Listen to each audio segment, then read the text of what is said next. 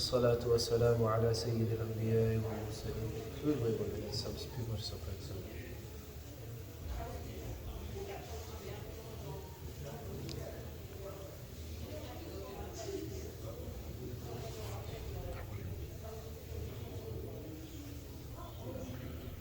Ya Allah, Ya Allah.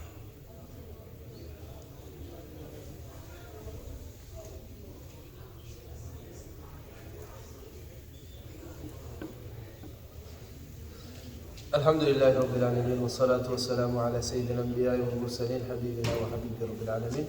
Inshallah, today we'll be able to do a few ahadith because two are short and one is a bit long. And remember, the chapter that we're studying right now is the chapter of muraqabah, the chapter of being cognizant of the fact that Allah subhanahu wa ta'ala is observing us. When a person is cognizant of that, it will cause them to act in a manner that is befitting of a Muslim, and that it will save a person from all sorts of sins and challenges. When a person realizes that somebody is watching them, somebody they respect, somebody they honor, somebody they love, or somebody who they're afraid of, their actions are going to be markedly different. You'll be more careful about every single thing that you do.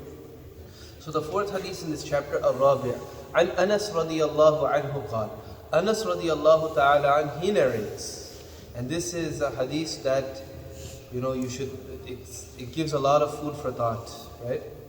So Anas radiallahu ta'ala an, he says that, إنكم لتعملون أعمالا هي أدق في أعينكم من الشعر. He was addressing a group of the tabi'in. The tabi'in, they were still in that hadith when Rasulullah said that the greatest of generations is qarni, my generation. ثُمَّ الَّذِينَ يَلُونَهُمْ, then those after them. The tabi'in are number 2, second greatest generation. Yet, Anas radiallahu anhu was addressing them and said that you do things that in your eyes, they're less significant, less weighty than a hair. One hair comes out, how heavy is it? Nothing. You don't think anything of it. كنا نعدها على عهد رسول الله صلى الله عليه وسلم من الموبقات رواه البخاري. Those same deeds that you do, and he's telling who? Not me or you, he's telling the tabi'in. Those same things that you do that you consider insignificant, as small as one single hair, we used to consider them in the time of Rasulullah sallallahu alaihi wasallam to be amongst the deeds that would destroy a person, the deeds that would destroy and kill a person's akhir, right? Now why is this? The fact is, what we learn from this, is that suhbah, our companionship, it matters a lot, and that plays a role in how cognizant we are of Allah subhanahu wa ta'ala. Nobody could have a higher status than Rasulullah sallallahu alayhi wa sallam. The Sahaba are called the Sahaba for what reason? The greatest, this is an ishara to the fact that the greatest thing a person can accomplish in this world is to be connected to people who are connected to Allah subhanahu wa ta'ala. The reason that I say this is, look, for the Sahaba we could have chosen any word to describe them. We could have called them the awliyaullah, the friends of Allah subhanahu wa ta'ala. We could have called them the best of generations, khairul qurun. We could have called them that. We called them Sahaba. What does Sahaba? It means companion. When a person, the thing that made them great was who they chose to be their companion, meaning Rasulullah sallallahu alaihi wasallam. And Rasulullah sallallahu alaihi wasallam's connection to Allah, his ruhaniyat, his spirituality was so high that what is the definition of a Sahaba? Anyone, what is the definition of a Sahaba? Don't give me the simple companion of Rasulullah. What is the minimum one would have to do to be a Sahabi? Not even meet. A person who stands in the state of Iman. A person sees Rasulullah sallallahu alayhi wa sallam in the state of Iman and they pass away with Iman. So na'udhu billah, if somebody saw Rasulullah sallallahu alayhi wa sallam, they're Muslim then they became murtad and they passed away. Or they became murtad and they came back to Islam, they're not a sahabi anymore. But somebody who saw Rasulullah sallallahu alayhi wa sallam with Iman, this is a difference of opinion about murtad if they come back. They saw Rasulullah sallallahu alaihi wasallam with iman and they maintained their iman until their death. This is a sahabi. One glance at Rasulullah sallallahu alaihi wasallam was enough to propel a person to such a rank that till qiyamah, nobody, no matter how much ibadah, how much sadaqah you give, you won't ever be able to equal the Sahaba radiallahu anhu, right? Somebody asked Abdullah bin Mubarak, the famous muhaddis, he said, who's better? Umar bin Abdul Aziz or Muawiyah radiallahu anhu? And Abdullah bin Mubarak saw what he was trying to do. His people want to say bad things about Muawiyah radiallahu anhu, na'uzubillah. Abdullah bin Mubarak said that the dust that would come in the nose of the horse that Muawiyah radiallahu anhu would ride alongside Rasulullah sallallahu alaihi wasallam in battle is better than Umar bin Abdul Aziz and everything he did in his life. That's the level of the Sahaba. So the Sahaba, now imagine those who were in the company of Rasulullah sallallahu alaihi wasallam constantly. Abu Bakr radiallahu anhu, Anas radiallahu anhu, Ali radiallahu anhu, Usman radiallahu anhu. These Sahaba, their level of connection to Allah was so high because they're with Rasulullah sallallahu alaihi wasallam. They would consider every little thing that they did, every little thing that they said, every facial feature and expression that they made, and they would say that if we didn't do this, then we might do something that might destroy us. That's why little things that would happen, they would consider it to be the greatest of sins, right? Like we have Abu Lubaba radiallahu anh, he tied himself to the pole and said, I made a mistake, I won't leave until Allah subhanahu wa ta'ala reveals ayat of the Quran forgiving him. You see, this is the level of the Sahaba. Hanzala radiallahu ta'ala, he is walking in the streets and saying, Nafaqa Hanzala, Hanzala has become a munafiq.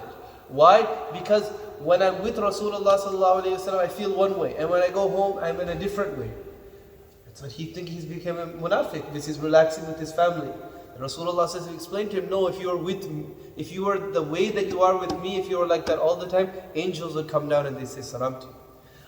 When Abu Bakr radiallahu anh, when he heard this, he said, I must be a munafiq as well.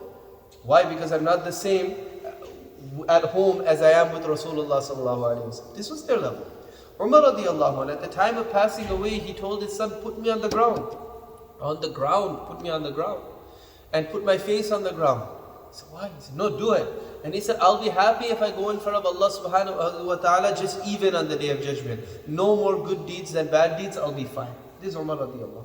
And this is why the company of Rasulullah sallallahu alaihi wasallam. So now, we can't have the company of Rasulullah sallallahu alaihi wasallam. But what we can seek out is those people who are good, those people who are pious. We should always seek their company. Whoever the pious people are of our time, and they'll help us be more cognizant of Allah subhanahu wa ta'ala. You know, in some narrations, it's the best person is the one that when you see them, it reminds you of Allah subhanahu wa ta'ala. Or in other narrations, the best person, for example, when they read Quran is when you hear them reading Quran or you see them, you can tell that they fear Allah subhanahu wa ta'ala. Seek out people like that and keep their companionship. Allah subhanahu wa ta'ala commands us in the Quran. Kunu ma'as sadiqin. Be with the friends of Allah. Be with those people who are connected to Allah subhanahu wa ta'ala. Allah tells us this in the Quran. Right? And Allah, if He commands something in the Quran, it won't be impossible. Sometimes we say, well, zamana kharab ho gaya, people are bad, it's hard to find good people. But if Allah commanded us something, la yukallifullahu nafsan illa wus'aha. He won't obligate something on us that's impossible. So there's good people, you may have to look, you may have to search. Sometimes maybe their mizaj and their personality doesn't completely mesh with yours, but there's good in them. So spend time with them, stay in their company. Inshallah, we'll also become like this. We will become cognizant of the things we're doing. Why? Because being in their company helps us remember Allah subhanahu wa ta'ala. Rawahul Bukhari. This hadith is narrated by Imam Bukhari. وَقَالَ الْمُبِقَاتِ الْمُهْلِكَاتِ. He just explains what the word means. The next hadith, Al-Khamis, عن أبي هريرة رضي الله عنه عن النبي صلى الله عليه وسلم قال إِنَّ اللَّهَ تَعَالَى يَغَارُ. Verily Allah subhanahu wa ta'ala has ghayra. I'm going to leave the word ghayra untranslated. Because if you try to translate it in one word, it won't make sense. I'll explain the concept inshallah. And we won't understand what ghayra is because in the West, ghayra doesn't exist anymore. Right? وَغَيْرَةُ اللَّهِ تَعَالَى. And the ghayra of Allah is what? أَن يَأْتِيَ الْمَرْءُ مَا حَرَّمَ اللَّهُ عَلَيْهِ مُتَّفَقٌ عَلَيْهِ. The hadith is agreed upon by Bukhari and Muslim. And the ghayra of Allah is that a person does that which Allah subhanahu wa ta'ala has forbidden. So now ghayra is this innate feeling of passion and connection with something, and it's driven by love and self-respect. Okay? So for example, you have something, and if somebody tries to get in on that thing that you have, try to involve themselves in this thing that's yours, right? and you have this passion for this thing, you have this connection for something, and koi aur aake kuch na koshish kare, somebody tries to get into that, you'll automatically get this feeling of anger. Why? It's based on love for that thing, and it's based on your own self-respect. The best example you can understand is a spouse. Men and women, they have this. You know, why do women become so upset if their husband gets a second wife or even makes a joke about a second wife? Why? Because they have ghayra. Because they say, this is mine, it's not for anybody else's, right? And it's based on their self-respect and their love for the husband, right? Similarly, if somebody comes and begins to even look at their wife, what they say, why are you looking? They'll become very upset. That's why I say it doesn't exist in this culture anymore. It's okay. But for a Muslim, or even in Eastern cultures, if somebody were to even look at your wife, you'll be upset. If somebody tries to talk to them, if somebody tries to be friendly to them, another male, you won't allow it. If somebody's trying to get involved, right? Now, Allah subhanahu wa ta'ala, He's not going to become like jealous of somebody, or that's not what it is.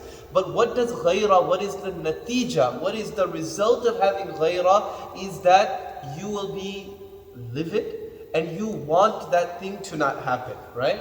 So this result, this is what is referred by the ghayra of Allah. When Allah sees something, Allah subhanahu wa ta'ala won't be happy with it, and He will want that the person desist from that.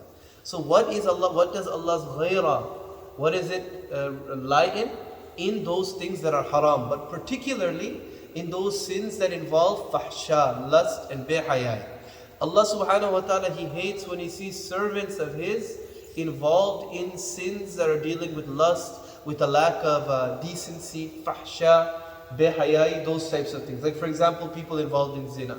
People looking at things that they're not supposed to look at. Allah subhanahu wa ta'ala's anger descends on these people very quickly, right? And this is what Allah subhanahu wa ta'ala's ghayra is in the maharim. So now again, when a person has this realization that I love Allah subhanahu wa ta'ala, and Allah subhanahu wa ta'ala has ghayra, so I have to respect that so that I don't damage my relationship with Allah, what will they do? They'll be very careful about falling into anything haram. And in order to do that, what do we have to do? We have to actually think what we're doing. We have to be present in the moment, and then we have to be reflective after the moment. After the moment has passed, think about, did I make a right choice? Did I make a wrong choice? And then also think about what's coming in the future, right? Be fully present so that a person can avoid violating Allah subhanahu wa ta'ala's ghayra. So we'll start with these two hadiths. The next hadith, it's long, but it's a story, so there won't be too much explanation. So inshallah next week we'll go over it. Wa akhiru da'wana alhamdulillah. Thank you.